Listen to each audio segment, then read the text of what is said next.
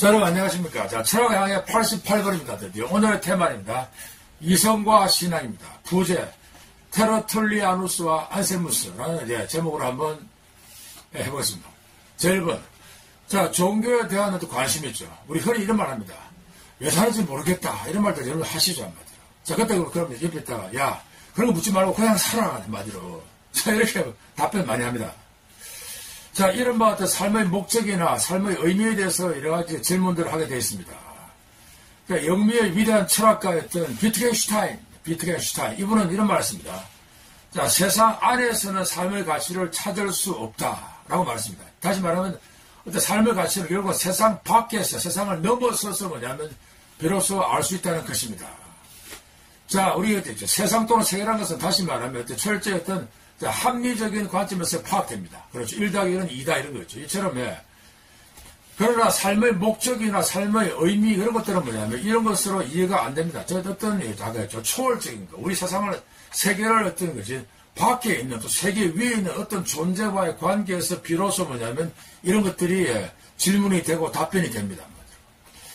자, 이처럼 초월적인 존재와 어떤 것이 사람의 관계를 흔히 종교 또는 신앙이라고 하겠습니다.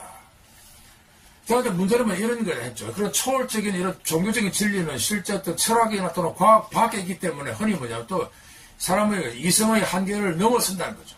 따라서 이런 것을 흔히 뭐냐면 불합리하다 또는 비과학적이다고 할 수도 있습니다. 또 철학에서 이런 것을 독단주의라고 또 비판도 합니다. 저 어떤 초월적인 것 또는 비감성적인 것들 또는 이런 것들을 갖다가 우리가 함부로 막 토론하는 것은 한마디로 잘못이란 거죠. 자, 두 번째입니다. 자, 분별지 견성 오도. 자, 이 불교에서 이런 것이 있습니다, 한마디로. 자, 이성적인 또 합리적인 그런 진리를 분별지라고 합니다. 반면 어떤 불교의 종교적인 진리는 불림문자 견성 오도라고 합니다. 자, 그 분별지 아시죠? 분별지 다시 말하면 뭐냐? 바로 이겁니다. 한마디로 이론적인 지식 있죠. 따지고, 묻고, 이런 거, 상식 같은 거, 논리. 그 반면에 불림문자 있죠. 불림문자. 문자를 세우지 말합니다, 한마디로. 이론적으로 따지지 말한 거죠. 그리고 견성 오도, 성 있죠. 본성을 바라보고 오도 도를 깨친다. 자, 이처럼 이게 바로 뭐냐면 불교에서 말했던 초월적인 진리에 해당할 수 있습니다.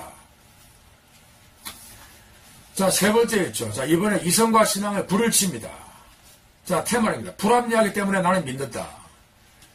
자, 2, 3세기 어떤 아프리카 신학자 있습니다. 테러툴리아누스입니다. 또는 털툴리안이라고 불립니다. 이 사람은 이런 말합니다.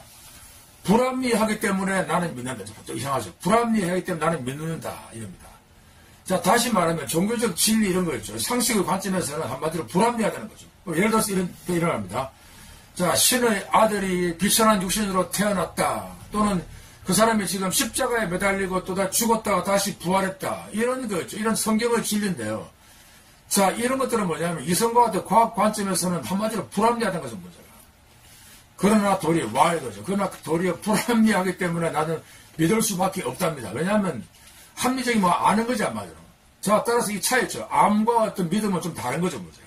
믿음은 도리어 어떤 그런 초합리적인 것들 또는 이런 것들을 갖다 믿는 것이다. 자, 따라서 이런 말합니다. 저는 자, 예루살렘과 아테네는 서로 무관하다. 예루살렘은 아시죠, 여러분들. 바로 뭐냐면 종교와 어떤 신학의 본거지. 아테네는 있죠. 철학과 어떤 이성의 본거지입니다. 자, 이 두 개는 철학과 같은 신앙이죠. 믿음과 같은 이성은 서로 별개 따로 있는 거죠. 따로 다른 것이다. 자, 이거는 현대에서 한마디로 이거죠. 종교는 비과학적이다. 이거와도 일맥상통하는 그런 어떤 논리였습니다. 자, 네 번째입니다. 이번엔 이성과 신앙의 일치입니다. 자, 이번엔 철학가는 바로 안셀무스입니다. 이 사람의 모토였죠. 알기 위하여 믿는다입니다. 알기 위해서. 자, 11세기 그 신학자인 안셀무스는 이럽니다. 신앙은 지성을 요구한다. 밑줄 쫙. 신앙은 지성을 요구한다. 또 나는 믿기 위해서 알지 않고 도리어 알기 위해서 믿는다라고 어떤 획기적인 사상을 표명했습니다. 자, 이때 알기 위해서 믿는다. 그 알미란 것은 무엇이고 지식은 상식은 아니겠죠. 도리어 어떤 더 깊은 지식을 말하고 있습니다. 자, 지성을 요구하는 아까 신앙했죠. 이것 때문에 그 사람은 뭐냐면 최초로 그 기독교 신학에서도 자, 이성적으로 신존재를 내가 증명했습니다. 이걸 흔히 뭐냐면, 존재론적인 신존재 증명이라고 부르고 있습니다. 자, 이건 뭐냐면, 종교 있죠. 어떤 교회라든지 또는 성경을 떠나서 오직 순수한 거지 이성적인 관점에서 뭐냐면 신이 있다를 갖다가 증명하는 최초였던 그런 주장입니다. 한마디로. 자, 이거 단순한 내용입니다. 자, 이거 최고의 존재가 있다는 거지. 또는 완전한 존재가 내 마음에 있다. 내 머릿속에 있는 거죠. 한마디로. 근데 문제는 그런 완전한 존재가 만약에 마음속에만 있고 현실에 없다면 그것은 완전하지 못하다는 거죠. 또는 아까 했죠. 가장 위대한 존재가 내가 마음속에 뭐냐면 품고 있다는 거죠. 근데 그런 존재가 만약에 현실에서 없다면 그 위대하다는 실제로 뭐냐면 자기 모순에 빠진다. 따라서 뭐냐면 가장 큰 존재 또는 최고의 존재 또는 완전한 존재는 반드시 현실에서도 있어야지만이 된답니다. 그래서 이번에입니다. 바로 그분이 예수 그리스도입니다. 신앙 고백으로 갔습니다. 이처럼 내 마음속에 또는 머릿속에 있는 것이 반드시 어떤 것들은 반드시 그냥 머리 밖에서도 존재해야 된다는 것을 이런 전통적인 신존재죠. 어떤 온토로지컬 아기먼트라고 부르고 있습니다. 우리 이런 건 많이 느끼죠. 마음속에 사랑하는 사람이 있다. 현실이 없다는 것이 문제. 자, 이처럼 차이가 분명히 있습니다. 한마디로. 마음속의 관념과 현실의 존재는 서로 다르지만은 어떤 경우에서는 그것이 서로 완전히 일치할 수밖에 없다는 것입니다. 이게 바로 안셀무스의 신존재 증명이었습니다. 결론 찍겠습니다. 자, 현대 가서 얘기했죠. 자, 종교의 수용이었죠. 이걸 믿는다. 이것은 뭐냐면 초월적인 존재를 내가 믿겠다, 안 믿겠다, 또는 이것은 완전히 철저했던 개인적인 각자의 어떤 선택과 결단입니다.